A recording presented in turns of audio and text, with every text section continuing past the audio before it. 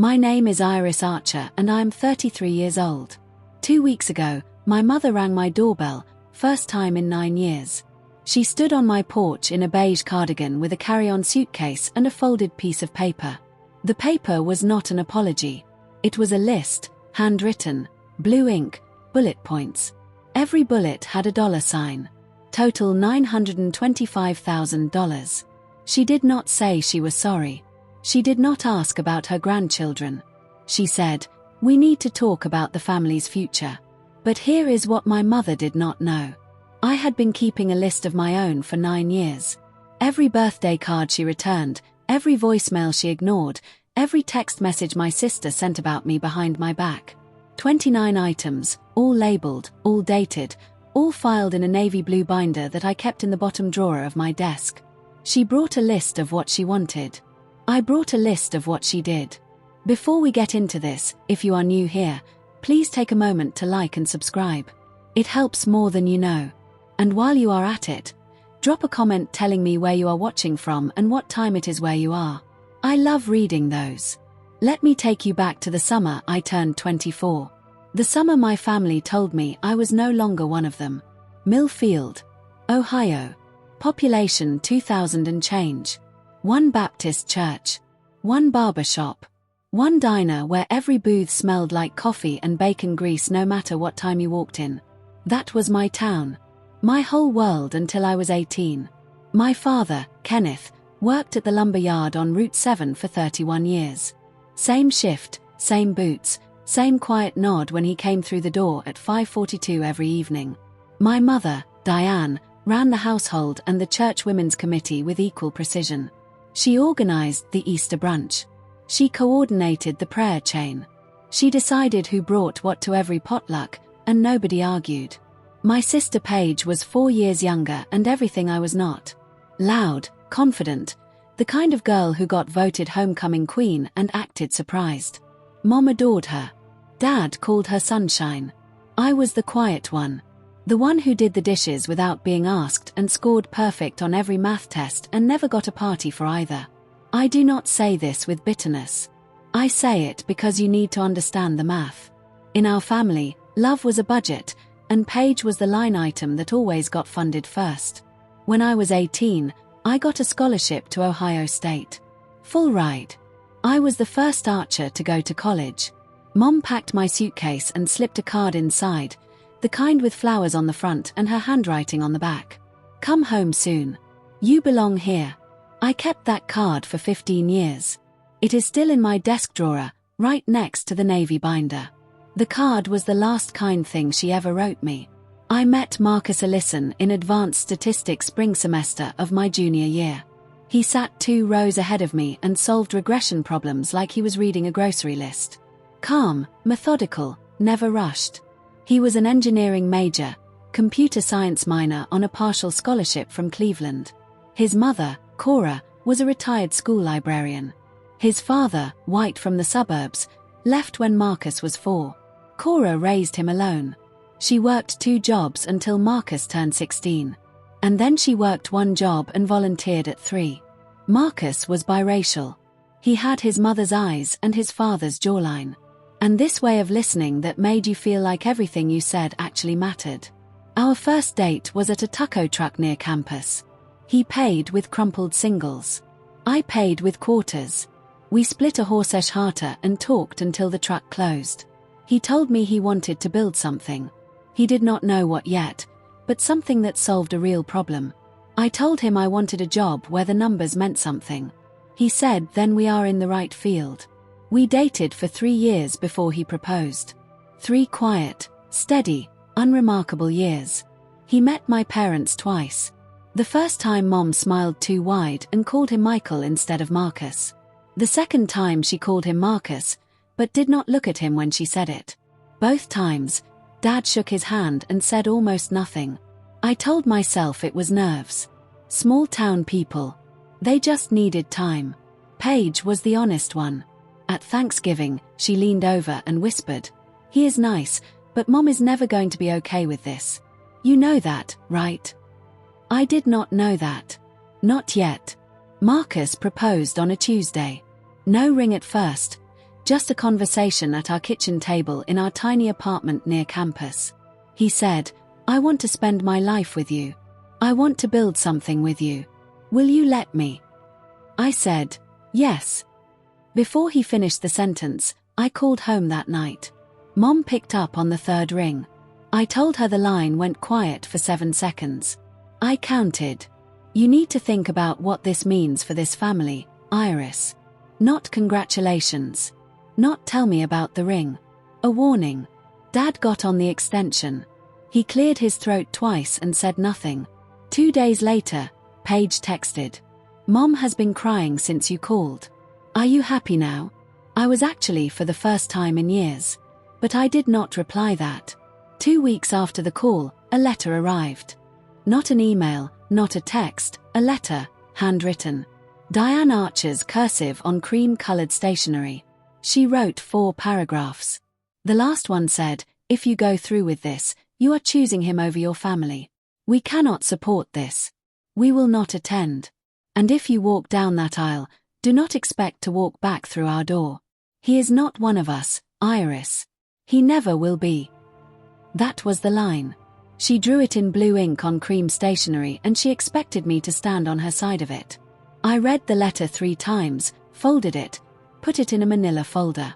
I did not know why I kept it. Something in me, the part that files receipts and labels bank statements, told me to hold on to it. I held on. We got married at the Multnomah County Courthouse on a Saturday in June. 12 guests, all friends, all Marcus' side. His mother, Cora, flew in from Cleveland with a garment bag and a Tupperware of pound cake. She pinned a silk flower to my dress and held both my hands and said, "Welcome to the family, baby." No father walked me down the aisle. There was no aisle. There was a hallway with fluorescent lights and a judge who pronounced our names wrong and a reception at a Thai restaurant where we pushed 4 tables together and Marcus' college roommate gave a toast that made everyone laugh so hard Cora spilled her water. My dress cost $160 from a consignment shop on Hawthorne. White, simple, fit perfectly. Marcus wore a navy suit he bought on clearance. We looked like 2 people who had just done the most important thing of our lives on a budget because we had. That night in our apartment, I sat on the edge of the bed and stared at the bouquet, grocery store roses, $6, and my hand shook, not from doubt, from grief. I had just gotten married, and the 2 people who raised me did not care enough to watch. 1 week later, I mailed a card to Millfield. Inside our wedding photo, Marcus and me on the courthouse steps grinning. I wrote, "We are happy. I hope you can be happy for us someday." The card came back 11 days later. Stamped in red. Returned to sender. I stared at that stamp for a long time. Then I opened the manila folder, put the card inside, wrote in red pen. Item 2, wedding photo returned. That was the beginning of the binder. Year 1 was the hardest. I called Mom 4 times. Voicemail every time. I left messages. Short, careful, the kind where you choose every word because you know it might be the last one she ever listens to. "Hi, Mom. Just calling to say hi. We are doing well. Marcus got a job at a software company downtown. I am studying for the CPA exam. I miss you. Call me back whenever you are ready." She never called back. I sent a card for her birthday, a card for Dad's birthday, a card for Christmas. All 3 came back with the same red stamp. Dad sent 1 text. February, 4 words. "Your mother needs time." That was it. No follow-up, no second text. The 4 words sat in my phone like a voicemail I could not delete. Paige posted a family photo on Facebook that spring. Mom, Dad, Paige, Paige's boyfriend at the time. All smiling. Captioned "Sunday dinner with my people." I was not in the photo. I had never been invited. I printed the screenshot, not to torture myself. I printed it because I had started doing something I could not explain.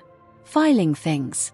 Every returned card, every unanswered call log, every piece of evidence that my family had decided I no longer existed. I put them in the manila folder, and by March, the folder was thick enough that I transferred everything into a binder. Navy blue, 3 ring tabs. "He is not one of us." Her voice played in my head at strange moments in the grocery store, At the dentist. At 2 in the morning when Marcus was asleep and the apartment was dark. I wanted the words to stop hurting. They did not stop, but they got quieter. The binder got thicker. By year 2, Marcus quit his job. Not recklessly. He had a plan. For 6 months, he had been building a prototype on nights and weekends, a compliance platform for small businesses, the kind of software that made SEC filings and financial audits less painful for companies that could not afford a legal team. He knew compliance. I knew finance. Between the two of us, we understood the exact problem nobody else wanted to solve. Making regulatory paperwork manageable for companies with fewer than 50 employees. He set up a desk in our garage, 2 monitors, a space heater, and a whiteboard he bought at Goodwill for $12. I came home from my analyst job every evening, heated up leftover soup, and sat next to him reviewing financial models until midnight. I built the pricing structure. I wrote the compliance checklists. I tested every module against real SEC guidelines. Marcus built the engine. I built the dashboard. Neither of us slept enough. Compliance Core launched 7 months later with 4 customers and a free trial that crashed twice on the first day. That year, I also did something else. I upgraded the binder. The manila folder was overflowing. Returned cards, voicemail transcripts, 1 Facebook screenshot, and the original ultimatum letter on stationery. I bought a proper binder. Navy blue 3-ring dividers for each year. Red pen labels on every item.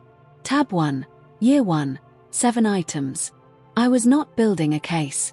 I was not planning revenge. I was doing what I had always done, keeping records because I was a financial analyst and financial analysts do not throw away documentation ever.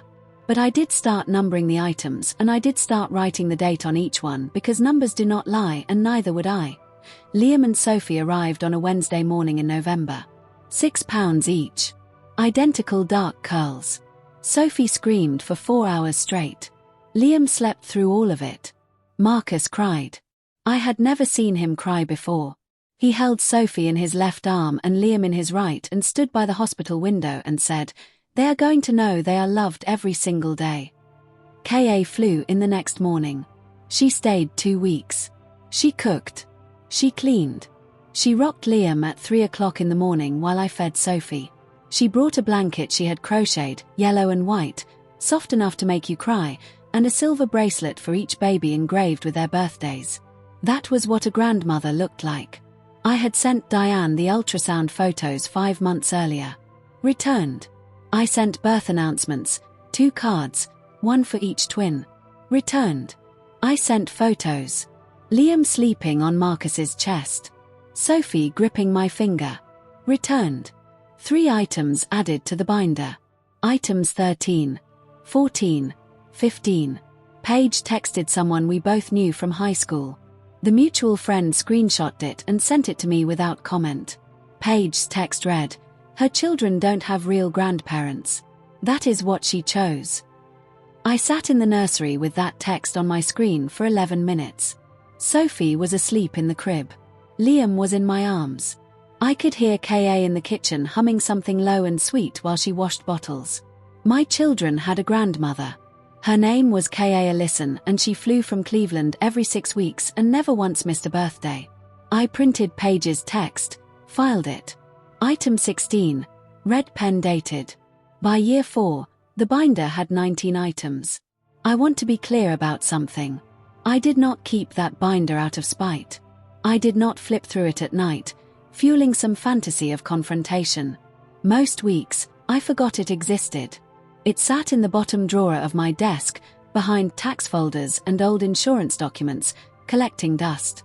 But every time something arrived, a returned card, a forwarded screenshot, a voicemail transcript I saved because deleting it felt like erasing proof. I filed it. Same process. Print, label, date, red pen, tab. Marcus asked me once, "Why do you keep all of that?" I told him the truth. Because someday when the kids are old enough, they might ask why they do not have grandparents on my side. And I want them to have facts. Not my version, not her version. The receipts. He nodded. He understood receipts. He was an engineer. Engineers keep build logs. By then, Compliance Core had 11 employees.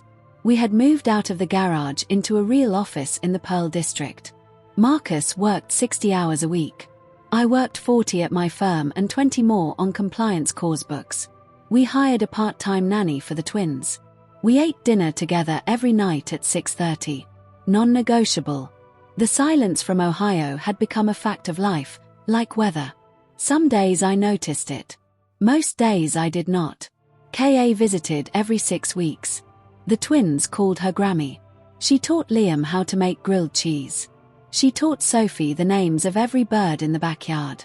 I did not know it then, but that binder would become the most important document in my life. More important than my degree, more important than our marriage certificate, more important than the IPO filing I would sign 5 years later. Year 5, 15 employees, a real office with a sign on the door and a conference room with a whiteboard that was not from Goodwill. Compliance Core was growing, not fast, not flashy, but steady. The kind of growth that does not make headlines, but pays salaries and keeps the lights on. Marcus still coded. He refused to become the kind of CEO who stopped building the product. Most mornings he was at his desk by 6:30, headphones on, deep in architecture problems that I did not pretend to understand. I handled everything else. Cash flow, vendor contracts, quarterly projections. The company was his vision. The numbers were mine.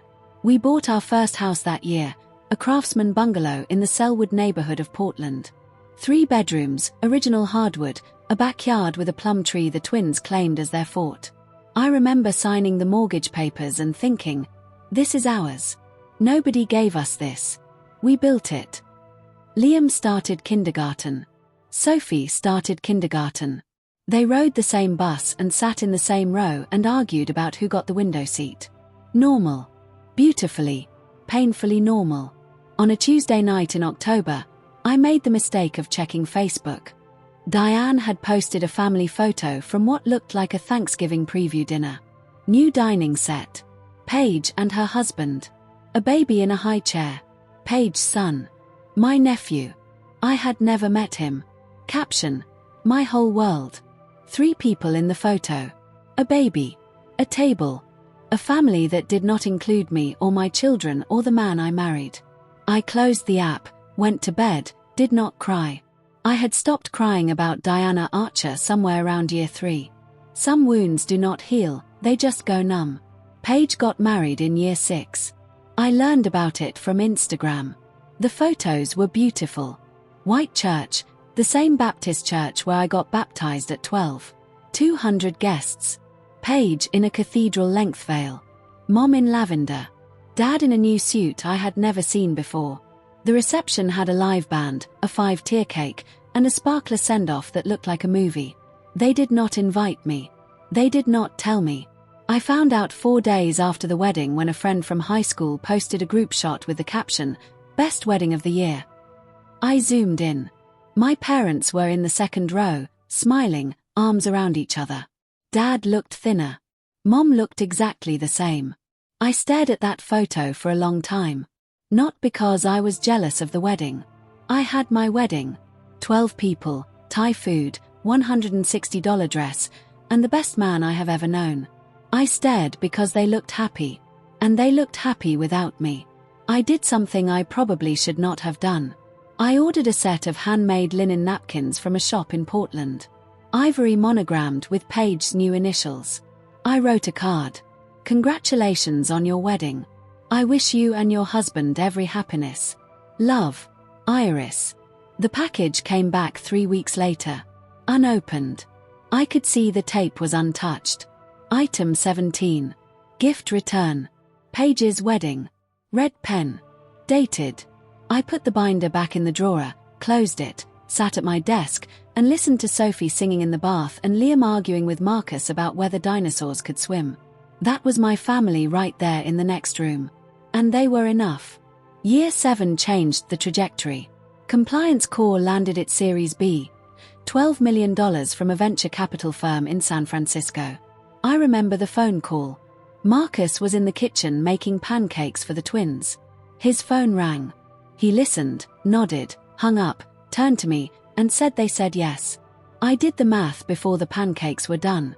12 million in funding, post-money valuation of 68 million. Marcus and I still held 22%. We were not rich. Not yet. But the numbers were heading somewhere I had only ever modeled in spreadsheets. I left my analyst job that month and joined Compliance Core full-time as CFO. It was the first time my name was on the company paperwork next to his. We were partners in everything. We moved to a bigger house, a 4-bedroom colonial in Lake Otsego, 15 minutes south of Portland, good schools, quiet neighborhood, a kitchen with an island where the twins did homework while I reviewed quarterly reports on the other end. The Series B made a small splash in the press. TechCrunch ran a 4-paragraph piece. 2 fintech newsletters mentioned it. Nothing major. The kind of coverage that people in the industry noticed and everyone else scrolled past. But someone in Millfield, Ohio, did not scroll past. 2 weeks after the TechCrunch article, a friend from high school texted me, "Hey, kind of random, but your mom asked me about your husband's company at church on Sunday. She wanted to know what Series B meant. Just thought you should know." I read that text 3 times. Mom had not spoken my name in 7 years. She did not know what Series B meant, but she wanted to. The math was changing and Diane Archer was paying attention. That same year, I sent what I knew would be my last birthday card. I had sent one every year. 7 straight years. 7 returned. Each one filed, each one labeled. But this time, I tucked something extra inside. A photo of Liam and Sophie at their school's fall festival. Matching flannels, face paint. Liam was missing his 2 front teeth. Sophie was grinning so wide her eyes were almost shut. On the back of the photo, I wrote, "They ask about you sometimes. I tell them you live far away." I sealed the envelope, mailed it, expected the usual red stamp. 11 days back in the mailbox. It came back in 9 days. But something was different. The envelope had been opened. The flap was creased. The glue resealed with a strip of clear tape. I held it up to the light. The card was inside. The photo was inside. But someone had taken them out, looked at them, and put them back carefully, deliberately, then sent it back. I sat at the kitchen table and turned that envelope over in my hands for a long time. Someone in that house, Dad, I was almost certain, had opened the card, had looked at his grandchildren's faces, had held the photo, and then someone else, Mom, I was certain, had made him put it back and return it. He wanted to keep it. She would not let him. Item 23. Birthday card. Opened and resealed. Photo viewed. Still returned. I wrote the label with a steadier hand than I expected because I had suspected for years that Dad was not the architect of this silence. He was the enforcer. Mom was the architect. And the blueprint was simple. If she could not control who I loved, she would erase me from the family entirely. Year 8. Compliance Core was growing faster than either of us expected. 80 employees, offices in Portland and Austin, a partnership with 2 of the largest accounting firms in the Pacific Northwest. Marcus was on the cover of a regional business magazine, small print run, local distribution. But his face was on a glossy cover with the headline, "The Quiet Disruptor." I noticed strange activity on my LinkedIn that month. Someone from Millfield, Ohio had viewed my profile 3 times in 1 week. No name visible, a private browser or a burner account, but the location was right there, Millfield, Ohio. Then Forbes ran its annual companies to watch list. Compliance Core made it number 47 out of 50. Small mention, 2 sentences, but it was Forbes. I did not think much about the LinkedIn views until a few weeks later when Marcus was invited to guest on a fintech podcast. The episode was 45 minutes, mostly technical, compliance, automation, API integrations, federal reporting standards, not exactly viral content, but 3 days after it aired, my old friend from Ohio texted again. "Your mom told Linda at church that she always knew Marcus was smart." Direct quote. Linda said Diane sounded proud. "First time she has mentioned your name in years. Always knew Marcus was smart." 7 years of silence and now she always knew. I did not add that to the binder. It was not a document. It was hearsay. But I wrote it on a post-it and stuck it to the inside cover because I wanted to remember the moment Diane Archer started rewriting history. She was not proud of Marcus. She was not even sorry. She was recalculating. The numbers were getting bigger. And my mother was an accountant of a different kind. The group chat arrived on a Monday. My friend from Ohio, Tess, the one who kept me in the loop about church gossip, called me at 7 in the evening. She sounded rattled. Iris Page accidentally added me to a family group chat. I think she meant to add someone else with a similar number. I was in it for 3 days before they noticed and removed me. I took screenshots. She sent them 7 screenshots. 3 days of unfiltered Archer family conversation. I read them in the parking lot of Liam's soccer practice. Page. His company was valued at $68 million last round. I have been tracking the funding filings. If they IPO, we are looking at $300 million minimum. Diane, how do we approach this? She will not listen to me. Kenneth, maybe I should call first. Feel her out. Diane, no. I need to go in person with a plan. A real plan. Page, make a list. Be specific about what we need. She is a numbers person. She will respond to numbers. Diane, how much should we ask for? Page, start with the mortgage, then medical, then retirement. College for my son, monthly support. Layer it. Make it look like family investment, not a request. Kenneth. This does not feel right. Diane, Kenneth, she has more money than this entire town. She can afford to help her family.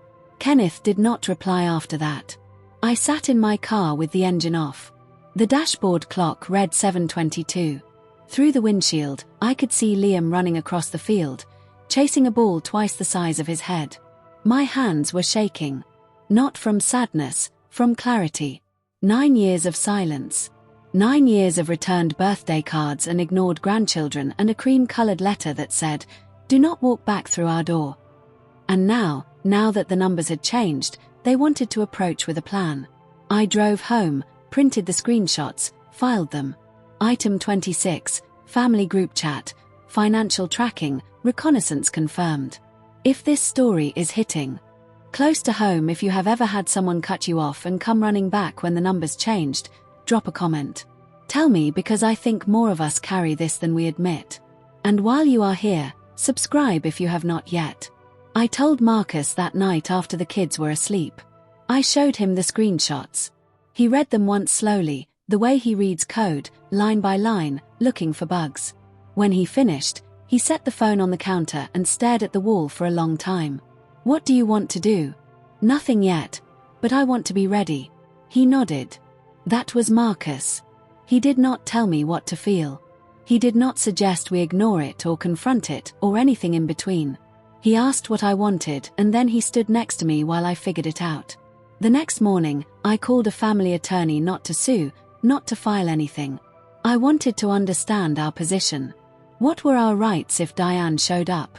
Could she make any legal claim to our assets to the children? The attorney, a woman named Grace, mid-50s, no nonsense, walked me through it in 20 minutes. No, Diane had no legal standing. Our trusts were structured to protect the children's assets. No grandparent visitation rights in Oregon without an existing relationship. And 9 years of documented estrangement made any claim laughable. I thanked Grace, hung up, went to work. But I also did something else that week. I drafted a letter, did not send it, just wrote it out long at the kitchen table after midnight. In it, I listed every item in the binder, every date, every returned card, every ignored call, every screenshot. 26 items dated, documented, ready. Year 9. The IPO conversation started in January. Investment bankers flew to Portland. We had 3 rounds of meetings in our conference room. The one with the whiteboard that was still from Goodwill, though nobody needed to know that. They reviewed our financials, our growth projections, our customer retention rate. They used words like roadshow and pricing range and lockup period. Marcus handled the product pitch. I handled the numbers, every slide, every projection, every risk disclosure. My name was on it. CFO, co-founder, The person who signed off on every SEC filing before it left the building. The process took 7 months. 7 months of due diligence, legal review, investor meetings. Marcus barely slept. I barely ate. The twins started noticing. Liam asked why Dad kept talking to his laptop at dinner. And Sophie drew a picture of me at my desk with a speech bubble that said, "One more email." In August, our attorney finalized the trust structure for Liam and Sophie. 2 irrevocable trusts funded, protected. Nobody, not Diane, not Kenneth, not Paige, not any future version of any Archer who showed up with a list could touch $1. I signed the trust documents on a Tuesday afternoon in a corner office overlooking the Willamette River. The attorney asked if I had any questions. I had one. If a family member attempts to claim access to these funds, what happens? Nothing. She said, that is the point. I went home, made dinner, helped Sophie with long division, put the trust documents in the fire safe under our bed. Then I noticed something odd. For the first time in months, no one from Millfield had viewed my LinkedIn. No texts from Tess about church gossip. No digital footprints at all. Quiet. The dangerous kind. 2 months before the IPO, Paige texted me. First time in 9 years. The message arrived at 2:17 on a Thursday afternoon. Hey, just thinking about you. How are the kids? 6 words, 9 years, and how are the kids? As if she had been asking regularly, as if this was a continuation of something instead of a resurrection. I did not reply for a week. I wanted to see if she would follow up. She did. A second text. I'm going to be in Portland for work next month. Would love to see you. Marcus said, it is your call. I agreed to meet her. Not at our house. At a cafe in the Pearl District. Public. Neutral. Time limited. Paige showed up 15 minutes late in a blazer and ankle boots. She looked like she had practiced being casual. She hugged me too long. She said, "You look amazing 3 times in the first 10 minutes. Then she started asking questions. How big was our house? Did the kids go to private school? What neighborhood did we live in? Was Marcus still running the company or had he stepped back? How many employees now? Had they raised more money recently? 32 questions. I counted. None of them were. I am sorry. Halfway through our lattes, I noticed something in the reflection of the cafe window. Paige had her phone angled toward the parking lot. She was photographing my car, a white Tesla Model Y that Marcus bought me for my birthday. She was scouting, cataloging, building a report. I let her finish her latte. I answered her questions vaguely, politely, the way you answer a bank teller's small talk. When we hugged goodbye, she held on too long again. She ordered a latte and asked 32 questions. I counted. The only question she did not ask was the only one that mattered. After the cafe, I drove straight home and opened the binder. Item 28. Page reconnaissance visit, date, red pen, notes, 32 questions documented, photographed vehicle, no apology offered, no mention of past estrangement. Then I called Grace, the family attorney, for the second time. They are coming, I told her. My mother, probably within weeks of the IPO. She will bring demands. Grace asked what kind of demands. I told her about the group chat, the screenshots, Paige's instructions to layer it and make it look like family investment. Grace was quiet for a moment. You have documentation. I have a binder. How thorough. 28 items dated, sourced, 9 years. Another pause. Iris, you do not need me for this. You need me for the legal structure, the trusts, the estate separation. That is already done. What you are describing is not a legal confrontation. It is a personal one.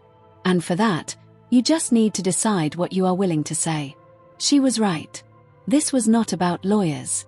This was about a woman who showed up at my door because the numbers changed and whether I was going to let her rewrite 9 years of silence into a story about a misunderstanding. I sat at my desk that night and pulled out the letter I had drafted months ago. The one listing every item in the binder. I read it. Then I put it back in the drawer. I did not need a letter. I had the binder itself. 28 items.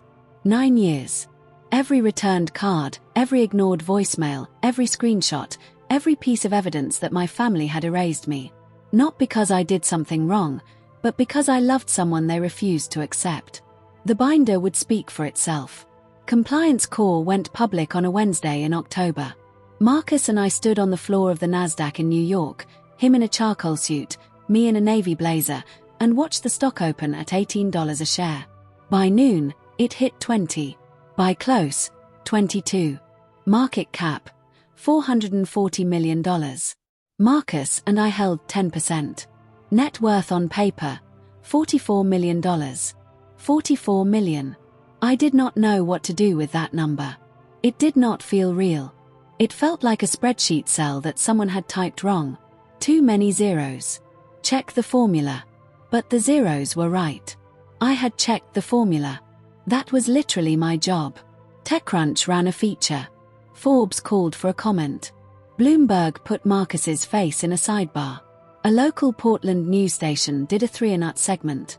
Local couples fintech startup hits Nasdaq. They showed our company photo. 2 founders side by side. Equal. Marcus and I celebrated with room service sushi in our hotel room overlooking Times Square. Liam and Sophie were back in Portland with Cora, who had flown in for the week. Marcus fell asleep on the couch at 9:15, still wearing his suit jacket. I stayed up. Not because of the IPO, because of what I knew was coming next. I checked my phone. 5 missed calls. Area code 740, Millfield, Ohio. 3 calls from a number I did not recognize. 1 from Kenneth, 1 from Diane. I did not call back. I set the phone face down on the nightstand and stared at the ceiling. 9 years. $44 million. And suddenly, Iris Archer was worth knowing again. I went to sleep with my hand over the phone as if it might ring again. It would. Kenneth's voicemail arrived the next morning while I was brushing my teeth. His voice was thinner than I remembered, older. The cadence was the same, slow, careful, a man who measured words like lumber. But something underneath had shifted. There was a crack in it. Baby girl, I saw you on the news. You and Marcus on the stock exchange floor. I did not know what to say, so I'm calling. I am proud of you. I have always been a long pause breathing. Your mother wants to talk. She has things she wants to discuss. Please call her back when you can. I love you, Iris. I played it 3 times. Baby girl. He had not called me that since I was 14. And I am proud of you. For words I had waited a decade to hear. But then I rewound, listened again, listened to the structure of it. He called after the IPO, not after the wedding, not after the twins were born, not after any of the 7 birthday cards or the ultrasound photos or the birth announcements, after the IPO. He was proud of me on paper. He had always been proud of me on paper. What he had never been was brave enough to pick up the phone when there were no millions attached to the call. He is not one of us, Iris. He never will be. I heard Mom's voice, but it was Dad who enforced the silence. He could have called any day, any year. He chose this one, the one with 44 million reasons to reconnect. I saved the voicemail. I did not add it to the binder. It was too sad for the binder. Instead, I sat on the hotel bathroom floor and let myself feel it, all of it, for about 4 minutes. Then I got up and packed my suitcase. We had a flight to catch. Diane's text arrived 2 days after we got home from New York. It was long, carefully composed, no typos, no autocorrect errors, no casual abbreviations. This was a draft. She had written it, edited it, probably read it aloud to herself in the mirror. Iris, I know we have lost time. I think about you and the children every day. Life is short, and I have learned that some things matter more than the differences that divide us. I would like to talk about the future, about the children, about what it means to be a family. There are things that families should share. I believe we can find a way forward if you are willing. I read it twice, counted the words, 63 carefully chosen. And not one of them was sorry. Not one of them was I was wrong. Not one of them acknowledged that she had disowned me for marrying a man whose skin was a different shade than hers. Not one of them mentioned the returned birthday cards, the ignored grandchildren, the 9 years of weaponized silence. She wrote, "The differences that divide us." As if our estrangement was a philosophical disagreement instead of a woman who told her daughter, "He is not one of us." And returned 7 years of birthday cards unopened. I did not reply. I screenshot the text, printed it, opened the binder. Item 29. First text from Diane in 9 years. 63 words. 0 apology. Red pen. Dated. I closed the binder, put it back in the bottom drawer, sat at my desk, and looked at the framed photo next to my monitor. Marcus and me and the twins at Cannon Beach. All 4 of us squinting into the sun. Liam on Marcus's shoulders, Sophie holding my hand. That was my answer right there in the frame. Tess called on a Friday. "Paige is telling everyone that she visited you in Portland. She is saying you live in a mansion." Her words. "She is telling people Marcus struck gold and that you drive a Tesla and the kids go to a private school." I leaned against the kitchen counter. "Half of that is wrong. It is not a mansion and the kids go to public school. Iris, that is not the point. Your mom is planning a trip. Paige told Linda at the salon that Diane is going to Portland next week. She is packing a suitcase." I closed my eyes. "I know." "How?" "Because Paige counted every room in that cafe and photographed my car." Silence on the other end. "Then what are you going to do?" "I'm going to open the door." Tess sounded surprised. "You are going to let her in?" "I'm going to let her talk. And then I'm going to show her what I have been keeping in the bottom drawer of my desk for 9 years." I hung up and stood in my kitchen. The kitchen with the island where Sophie did homework and Liam built Lego towers and Marcus made pancakes on Sunday mornings. Cora's photo was on the fridge next to the twins' field trip picture. Grammy Cora, the only grandmother they had ever known. Diane was coming.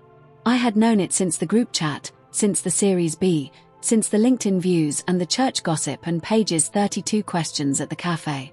The numbers had changed and Diane Archer was coming to collect. But I was not the same girl who left Millfield at 18 with a scholarship and a mother's card that said, "Come home soon." I was a CFO, a mother, a woman with a binder, and I was ready. The irony was not lost on me. In Millfield, news traveled through the Baptist church the way water traveled through limestone, slowly everywhere, impossible to stop. When I married Marcus, the Whisper Network had done its work in 48 hours. Diane Archer's daughter married someone who was not like us. The women on the prayer chain clucked their tongues. The men at the diner shook their heads, and Diane had used that social pressure like a weapon. She disowned me partly because she could not bear the whispers. Now the whispers had reversed. Tess told me. Linda at the salon told Tess. The church organist told Linda. Iris Archer's husband was on NASDAQ. Iris Archer was a CFO. Iris Archer was worth $44 million. And Diane Archer, the woman who ran the Easter brunch and coordinated the prayer chain, had disowned her own daughter 9 years ago for marrying him. People were not whispering anymore. They were asking questions to Diane's face. "You must be so proud. When did you last visit the grandkids? Are you going out to Portland for the holidays?" And Diane had to smile through every single one because admitting the truth that she had cut off her firstborn for loving someone she refused to accept would destroy the carefully curated image she had spent a decade building. The same town that let her cut me off was now asking her why. Diane could not tell them she was estranged from her daughter without admitting she was the one who drew the line. And she could not pretend everything was fine without someone inevitably asking, "Then where was Iris at Christmas?" The pressure was flipping, and Diane Archer, the woman who wielded social pressure like a scalpel, was now the one being cut. She arrived on a Tuesday at 10:14 in the morning. I know the exact time because I was standing at the kitchen window drying a mug and I watched the taxi pull up. She got out slowly, beige cardigan, black slacks, the same pearl stud she had worn to church every Sunday since I was a girl. A carry-on suitcase small worn at the corners. She stood on the sidewalk for a full 30 seconds before she walked up the path. I watched her look at the house, the craftsman details, the porch swing, the garden beds Marcus had planted in the spring. She took it in the way a real estate appraiser would evaluating. The doorbell rang. I opened the door. We stood 3 feet apart. She looked older, more grey in her hair. Lines around her mouth that had not been there 9 years ago. Her eyes, the same shade of green as mine, were already damp. Iris, Mom. A silence. 4 seconds. I came to talk about the children's future. Not I came because I missed you. Not I came because I was wrong. Not even. I came because I love you. I came to talk about the children's future. The children she had never met. The children whose photos she returned in sealed envelopes. The children Paige said did not have real grandparents. I looked at the suitcase, looked at the folded piece of paper in her right hand. Come in. I did not lead her to the living room. I led her to the kitchen. The kitchen had a table. It had good light. It had the fridge with Cora's photo and the twins' artwork and a world map where Sophie marked every country she wanted to visit someday. The kitchen was where truth lived in this house. And truth was what we were about to have. She sat at the table. I poured 2 glasses of water. No coffee. Coffee was for people who were staying. She looked around the kitchen. Her eyes landed on the fridge on Cora's photo. Grammy Cora holding Liam and Sophie on her lap at the beach. All 3 of them laughing. Diane stared at it for 5 seconds. Something crossed her face. I could not tell if it was guilt or jealousy. Then she unfolded the paper. Her handwriting, blue ink, 5 bullet points, each one neat, deliberate, the product of what must have been hours of calculation. She read them aloud. Retirement fund for your father and me, $500,000. I said, nothing. College fund for Paige's son. The bottom drawer was exactly where I left it. Bottom drawer, under the tax folders, behind the old insurance documents. I pulled out the binder, navy blue, 3-ring, heavy, the kind of weight that comes from 9 years of documentation. I carried it back to the kitchen, set it on the table right next to the folded list of demands. 2 documents, hers, 1 page, 5 bullets, $925,000. Mine, 29 items, 9 years, 0 apologies received. Diane looked at the binder. What is that? You brought a list, Mom? I sat down, placed my hands flat on the table. I brought one, too. She stared at the binder, at the red pen labels visible through the clear cover, at the thickness of it.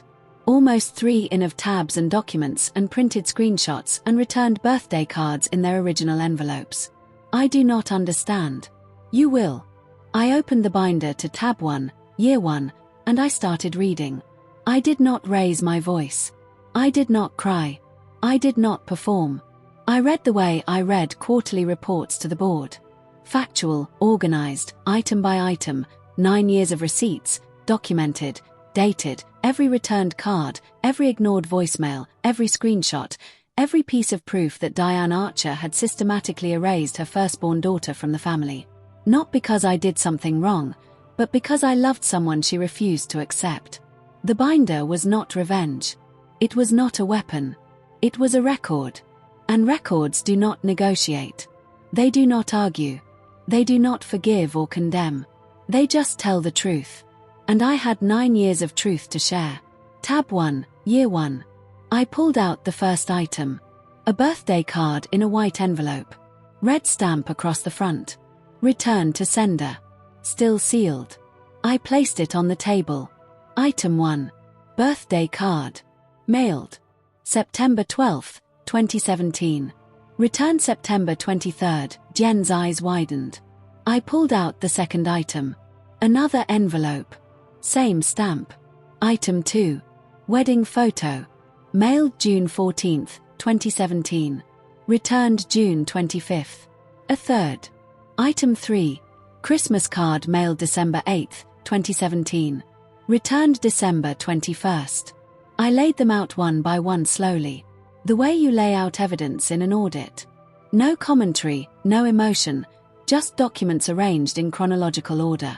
Jen's mouth opened, then closed. She stared at the growing row of envelopes on the table, white rectangles with red stamps, each one a door I had tried to open and she had slammed shut.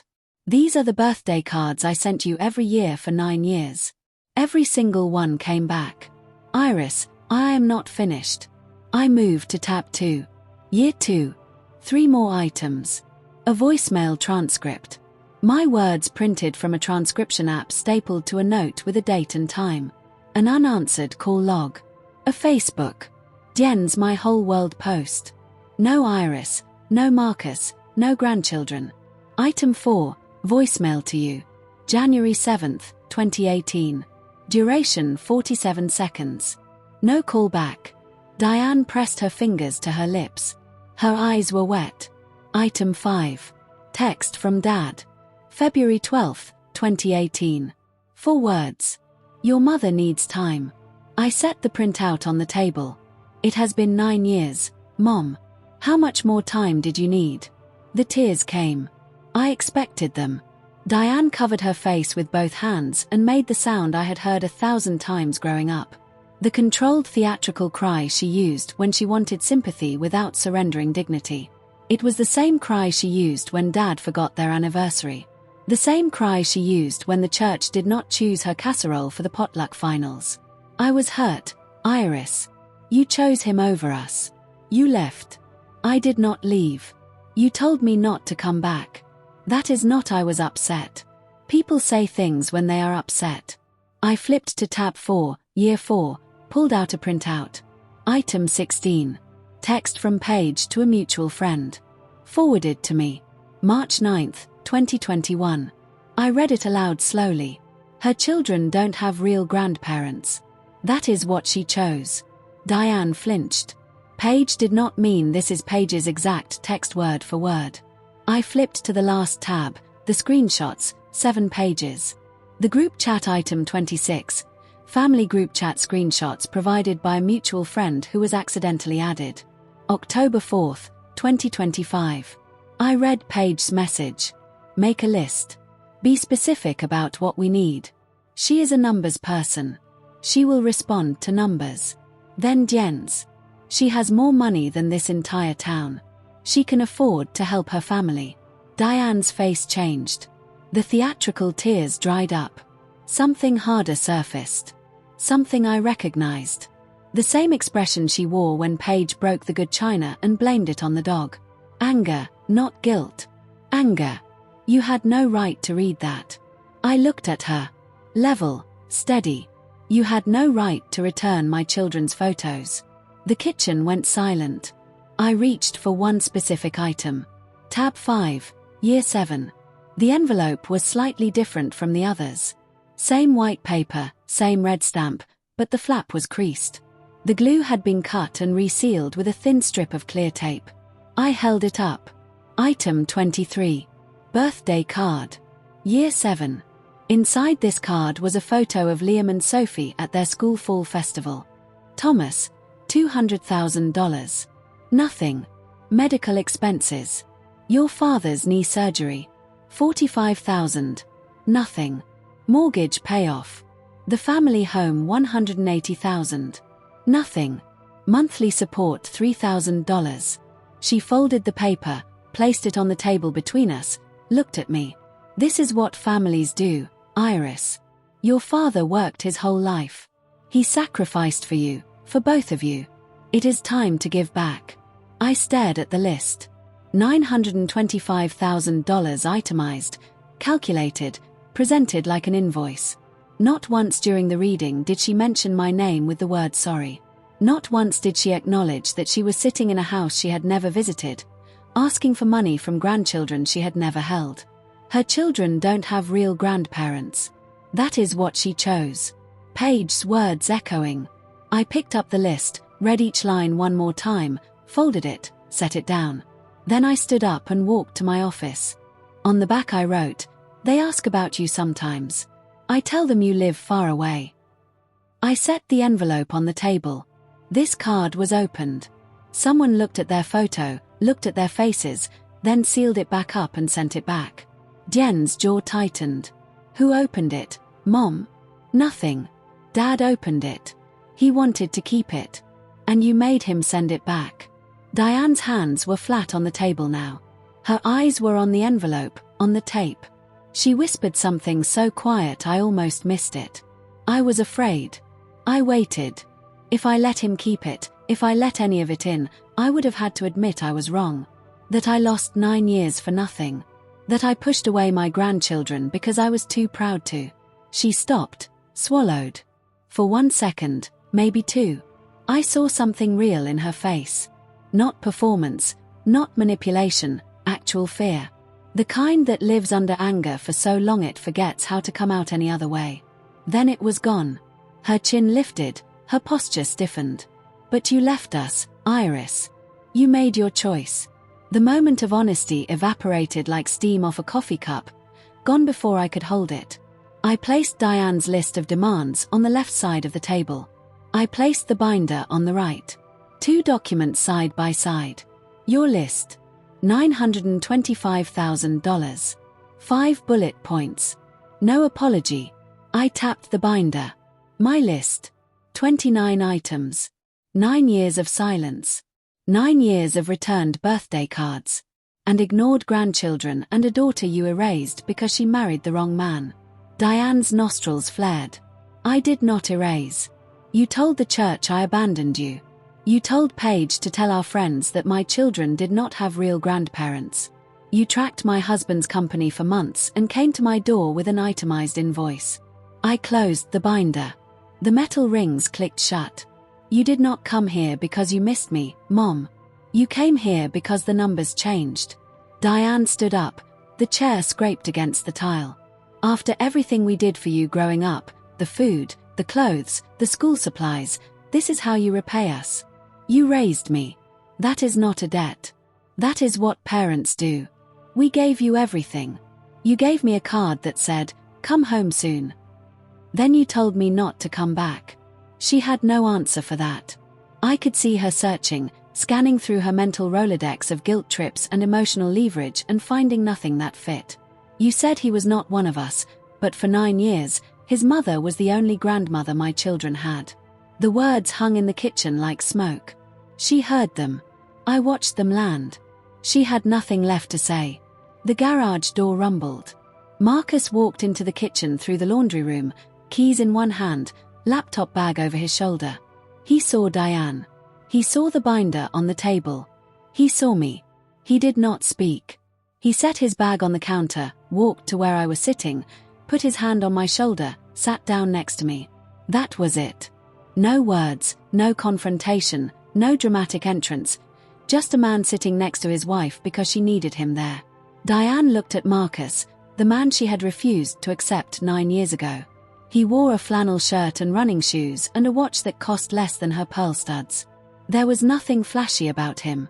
Nothing that announced $44 million. He was just a man, a good man, a father, a husband. And he was right here, hand on my shoulder, saying everything without opening his mouth. Diane stared at his hand, at my shoulder, at the space between us that held no tension, no performance, no need for words. She understood. I did not need the Archer family. I had already built my own. I spoke quietly. The way you deliver a final number on a balance sheet, factual, complete, no revision pending. Mom, I will not give you money. She opened her mouth. I continued. Not because I cannot afford it. Because the moment I hand you a check, you will believe you were right to stay away until it was profitable to come back. You will tell yourself, and you will tell Paige, that this is what family does, that the silence was a misunderstanding, that the 9 years were just a rough patch. I picked up her list, held it out. They were not a rough patch. They were a choice. Your choice. Every returned card, every ignored voicemail, every photo of your grandchildren that you looked at and sent back. She did not take the list. It hung in the air between us. If you want to know your grandchildren, really know them. Not as a line item on a financial plan. That starts with an apology. Not to me, to them. And it does not start today. It starts when you are ready to mean it. Diane took the list, picked up her suitcase, walked to the front door. She stopped, turned around, opened her mouth, closed it, walked out. The door clicked shut. Not a slam, a click. The sound of someone leaving who knew she had lost something she could not buy back. If someone showed up in your life only after the numbers changed, I need to hear your story. Drop it in the comments. And if this video reminded you that your worth is not a dollar amount, share it with someone who needs to hear that. 2 weeks passed. Marcus and I did not talk about Diane much, not because we were avoiding it, because there was not much left to say. She had come with a list. I had shown her a binder. She had left without apologizing. The math was settled. The twins did not know she had visited. They were at school both times, the arrival and the departure. I preferred it that way. They would learn about Diane Archer when they were old enough to understand that some people only see you when the light is right. Kenneth called, not on a weekend, on a Tuesday morning, 9:14, while I was reviewing a vendor contract at work. Iris, your mother told me what happened. I waited. I should have opened that door for you 9 years ago. I should have picked up the phone. I should have driven to Portland the day the twins were born. I should have done a lot of things. His voice cracked. I am sorry. Not because of the money. I do not want your money.